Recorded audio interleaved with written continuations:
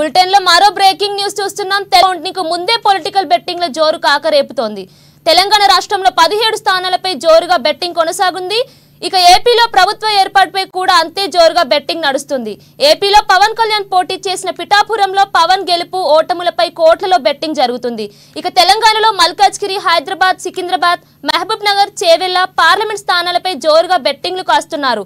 ఇదిలా ఉండగా బెట్టింగ్ ముఠాలపై పోలీసులు ప్రత్యేక దృష్టి పెట్టారు.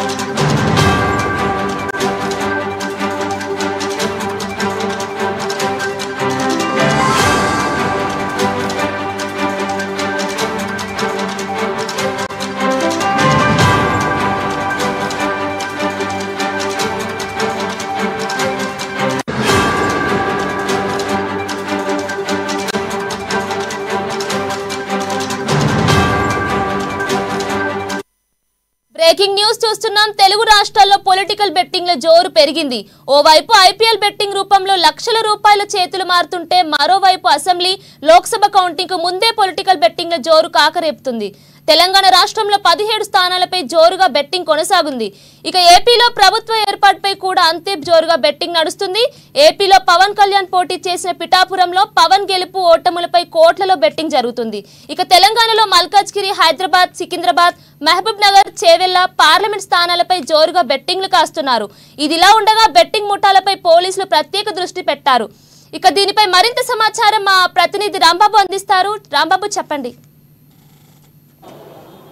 కీర్తన, తెలుగు రాష్ట్రాల్లో ఎన్నికలు అయితే ప్రశాంతంగా ముగిశాయి. ఇక కౌంటింగ్ సంబంధించినటువంటి జూన్ 4 వరకు మధ్యాహ్న 21 రోజులు ఉండడంతో ఇక ఇటు అధికారులు, ఇటు పోలీసులు ఊపిరి పీల్చుకున్నారు. ఇక్కడ తెలంగాణలో కానీ అటు ఏపీలో కానీ ఎక్కడ కూడా రీపోలింగ్ జరగలేదు. అక్కడెక్కడ చిన్న చిన్న చిదురుముదురు ఘటనలు మినహా మొత్తానికైతే తెలుగు రాష్ట్రాల్లో ప్రశాంతంగా పోలింగ్ ముగిసింది.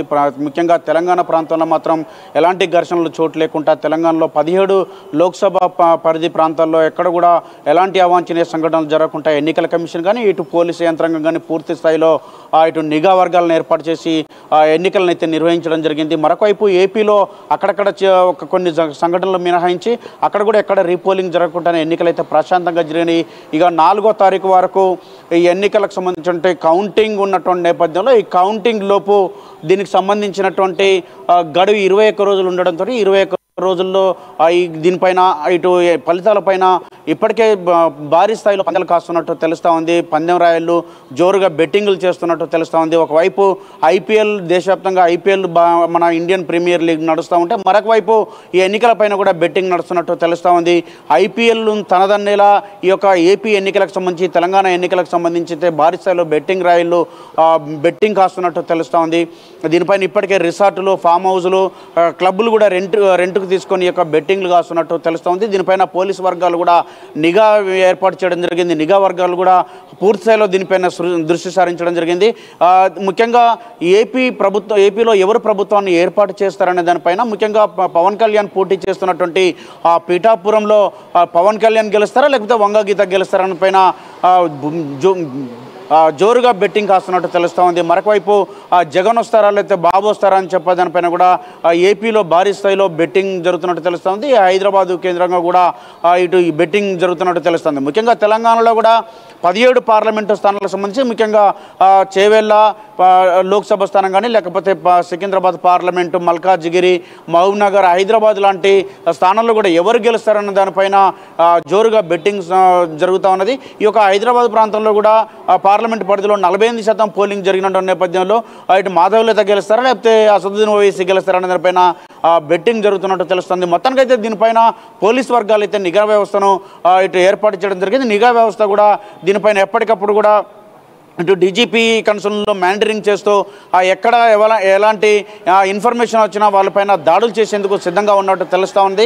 నిఘా వర్గాలు మొత్తం ప్రత్యేకంగా దీనిపైన ఫోకస్ చేసినట్టు తెలుస్తూ ఉంది. పోలీసులు కూడా ఈ నిఘా వర్గాలను బలోపేతం చేస్తూ దీనిపైన ఎక్కడ కూడా ఇలాంటి బెట్టింగ్ జరిగిన వాళ్ళపైన చర్యలు తీసుకునేందుకు రంగం సిద్ధమైనట్టు తెలుస్తూ ఉంది. మొత్తానికైతే ఈ యొక్క 20 రోజుల కాలం మధ్యన గ్యాప్ ఉండడంతో దీనిపైన ఒకవైపు ఐపీఎల్ పైన బెట్టింగ్లు కాస్తున్నటువంటి వాళ్ళపైన ఇప్పటికే చర్యలు తీసుకున్నటువంటి పోలీసులు, మరొక వైపు ఇటు ఎన్నికలకు సంబంధించినటువంటి ఫలితాలపైన బెట్టింగ్ కాసే వాళ్ళపైన కూడా దృష్టి సారించినట్టు తెలుస్తూ ఉంది. తెలుగు రాష్ట్రాల్లో మాత్రం ఈ యొక్క బెట్టింగ్ వ్యవహారం అయితే ఇటు దీనిపైన పోలీసులు దృష్టి సారించారు. ఈ యొక్క తెలుగు రాష్ట్రాల్లో ఈ యొక్క ఎన్నికలు ముగిసిన తర్వాత ప్రశాంతంగా జరిగినటువంటి ఎన్నికల నేపథ్యంలో ఇక బెట్టింగ్ రాయలు మాత్రం ఈ యొక్క 20 రోజుల కాలంలో భారీ స్థాయిలో బెట్టింగ్ జరిగేటువంటి ఇన్ఫర్మేషన్ ఉన్నటువంటి నేపథ్యంలో పోలీసులు అయితే దీనిపైన ప్రధానంగా దృష్టి సారించినట్టు తెలుస్తూ ఉంది. Keerthana. Right Rambabu, thank you.